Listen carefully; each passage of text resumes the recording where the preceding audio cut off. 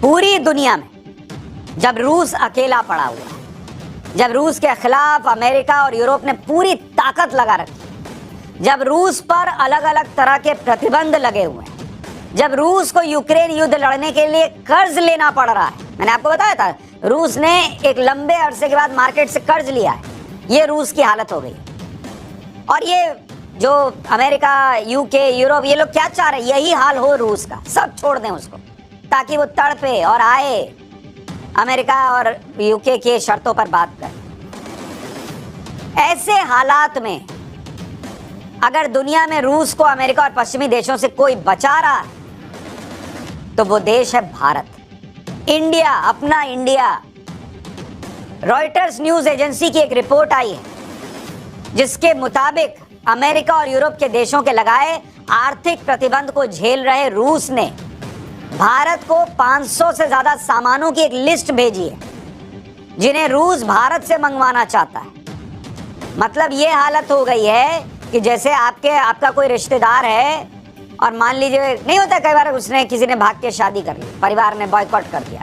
एक उदाहरण दे रहा, उस मुश्किल वक्त में जो सबसे करीबी है वही खड़ा होता है ना। तो भारत इस वक्त रूस के साथ वैसे ही खड़ा है, सब चाह रहे हैं इसका बॉयकॉट कर दो, भारत साथ दे रहा है और डंके की चोट पर दे रहा है।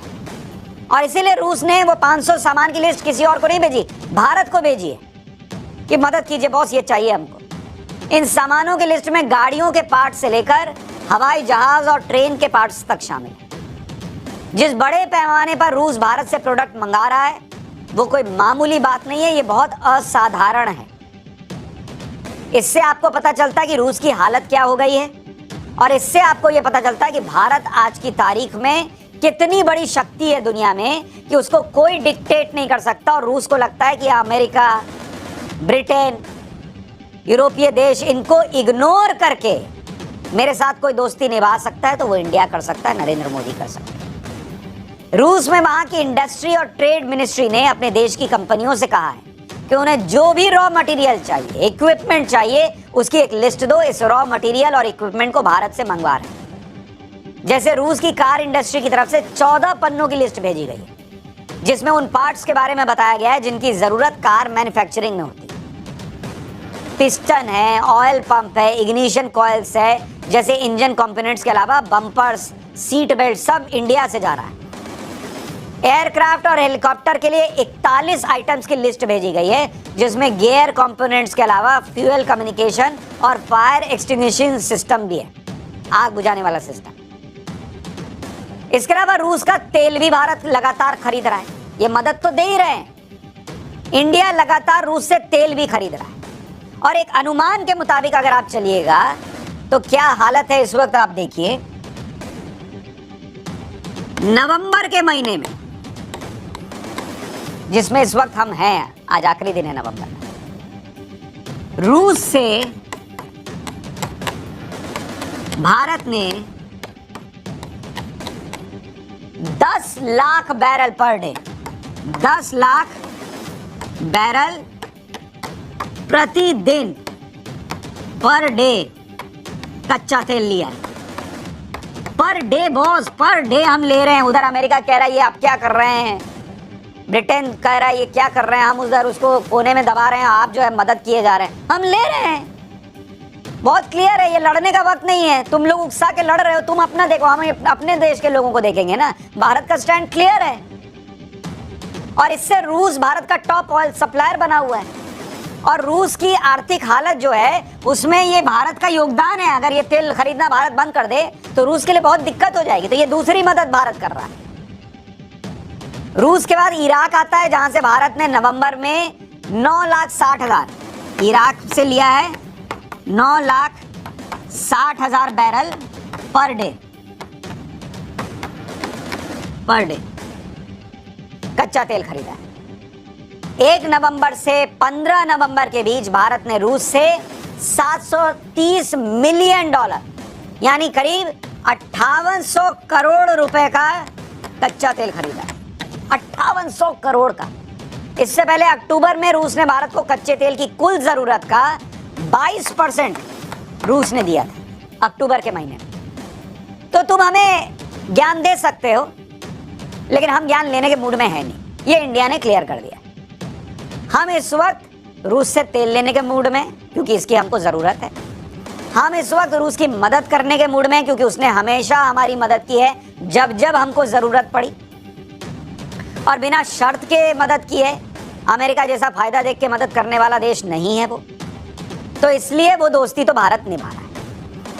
रूस से दूसरे देशों को जो कच्चा तेल निर्यात होता है उसे रशियन यूरल्स ऑयल कहते हैं। जो रशिया दूसरे देशों को कच्चा तेल देता है उसको रशियन यूरल्स ऑयल कहते हैं। नवंबर का आंकड़ा यह है कि यूरल्स के टोटल सी एक्सपोर्ट्स में नवंबर में अकेले जो समुद्र के रास्ते तेल जाता है,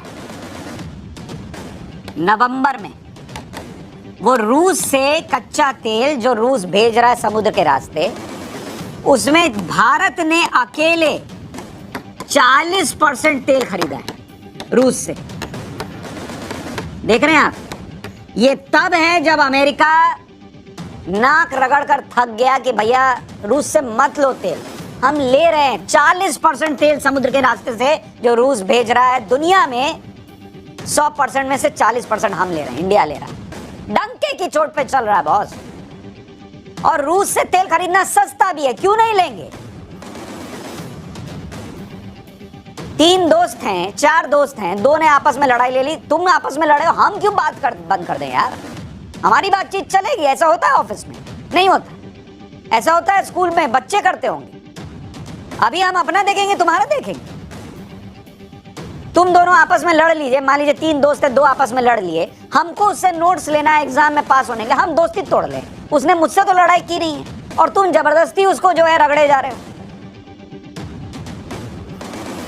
रूस का तेल सस्ता है। ब्रेंट क्रूड ऑयल जो दुनिया भर में कच्चे तेल की कीमतों का बेंचमार्क है, उसके मुकाबले रूस का तेल सस्ता पड़ता है। जो ब्रेंट क्रूड ऑयल जिसको कहते हैं, जो दुनिया भर में तेल की कीमत क्या होगी इसका रेट बेंचमार्क होता है, वो $85 पर बैरल है, इसके आसपास चल रहा है। जबकि रूस से जो हम लेते हैं, जिसका मैंने आपको नाम बताया यूरल्स, अगली बार कोई बोलेगा यूरल्स क्रूड क्या है, ये बोलेगा यूरल्स क्रूड वो है जो रूस से तेल आता है, उसकी कीमत है $58 प्रति बैरल। तो बॉस हमको पैसा बच रहा, हम नहीं लेंगे उससे। सिर्फ तुम कह दिए इसलिए छोड़ देंगे। अगर तुमको बहुत ज्यादा दोस्ती निभानी है, तुम दो $20 में, फिर हम सोचेंगे। यानी करीब $27 बच रहा है भारत का रूस से तेल लेने में। तभी ना यहाँ तेल की कीमत नहीं बढ़ रही है। दुनिया भर में तेल की कीमत बढ़ रही है। आस पड़ोस में लोग 200, 250, 300 रुपए लीटर तेल खरीद रहे हैं, आप अभी भी वही 80, 90, 100 रुपए में खरीद रहे। कैसे? इसी वजह से। अब अमेरिका और पश्चिमी देशों को रूस का तेल बहुत परेशान कर रहा है और उन्हें लग रहा है कि इसे कंट्रोल करना चाहिए। तो 5 दिसंबर से G7 और EU देशों ने, यूरोपीय यूनियन के देशों का वो प्रस्ताव भी लागू होने वाला है जिसमें रूस के तेल पर प्राइस कैप लगाने की बात कही गई। मैंने इसके बारे में थोड़ा आपको बताया था। रूस के तेल पर $60 से $70 प्रति बैरल के प्राइस कैप का प्रस्ताव है, लेकिन फाइनल प्राइस कैप क्या होगा यह अभी तय नहीं हुआ। इसके अलावा 5 दिसंबर से ही यूरोपीय यूनियन ने समुद्री रास्ते से आने वाले रूसी तेल पर प्रतिबंध लगा दिया। 5 दिसंबर से यूरोप में किसी भी टैंकर ओनर्स को रूस का तेल लाने की इजाजत नहीं होगी और इनका इंश्योरेंस भी यूरोपीय कंपनियां नहीं कर पाएंगी, जो मैंने आपको बताया था कि भारत के लिए चुनौती शुरू होने वाली है। इसके अलावा यूरोपियन कमीशन ने आज कहा है कि वो यूरोप में रूस की फ्रीज की गई संपत्तियों को जब्त करने का प्लान कर रहा है। अमेरिका और पश्चिमी देश महीनों से ये चर्चा कर रहे हैं कि रूस की जो सरकारी और निजी संपत्तियां फ्रीज की गई हैं, उन्हें कैसे कानूनी तरीके से जब्त कर लिया जाए, क्योंकि संपत्तियां तभी जब्त की जा सकती हैं जब किसी अपराध का दोषी किसी को ठहराया जा सके। इसके अलावा कई संपत्तियां ऐसी हैं जिन्हें रूसी नागरिकों ने अपने परिवार के सदस्यों या फिर किसी दूसरे के नाम पर किया है। यूरोपियन कमीशन ने रूस के सेंट्रल बैंक के 300 बिलियन यूरो के भंडार को ब्लॉक किया था और रूसी अमीरों के 19 बिलियन यूरो फ्रीज किए गए। अब ये लोग इस लेवल पर आ गए कि पहले पैसा फ्रीज किया, प्रॉपर्टी फ्रीज की, अब कह रहे हैं उसको अपने कब्जे में ले। ये लोग उधर कब्जा रहे हैं, इधर भारत बचा रहा है। अमेरिका और पश्चिमी देश मिलकर रूस की घेराबंदी करने पर फिर जोर लगा रहे हैं, लेकिन रूस पर अगर इसका असर नहीं पड़ रहा है तो उसकी वजह है भारत, क्योंकि रूस को भारत ने सहारा दिया हुआ है। 2021 की स्थिति यह थी कि भारत के साथ व्यापार के मामले में रूस 25वें नंबर पर था और कुल व्यापार करीब 13.1 बिलियन डॉलर था। लेकिन 2022 की स्थिति है कि भारत के साथ व्यापार के मामले में रूस 7वें नंबर पर है और अप्रैल से अगस्त में ही कुल व्यापार 18 बिलियन डॉलर के पार चला गया है। पिछले 5 साल के औसत के हिसाब से देखें तो रूस से भारत का मंथली इंपोर्ट 430% बढ़ गया है। इसके अलावा कच्चे तेल के बारे में आपको बता चुका हूं कि कैसे भारत जो है वो कच्चा तेल रूस से लगातार ले रहा है, हथियार ले रहा है, उसके बारे में आपको बता चुका हूं। यानी इस वक्त जब दुनिया चाहती है कि रूस को अकेला छोड़ दिया जाए, अलग थलग कर दिया जाए, भारत अपनी पुरानी दोस्ती निभा रहा है। और सिर्फ दोस्ती नहीं निभा रहा है, चूंकि ये देश हित में, भारत के हित में, इसलिए डंके की चोट पे निभा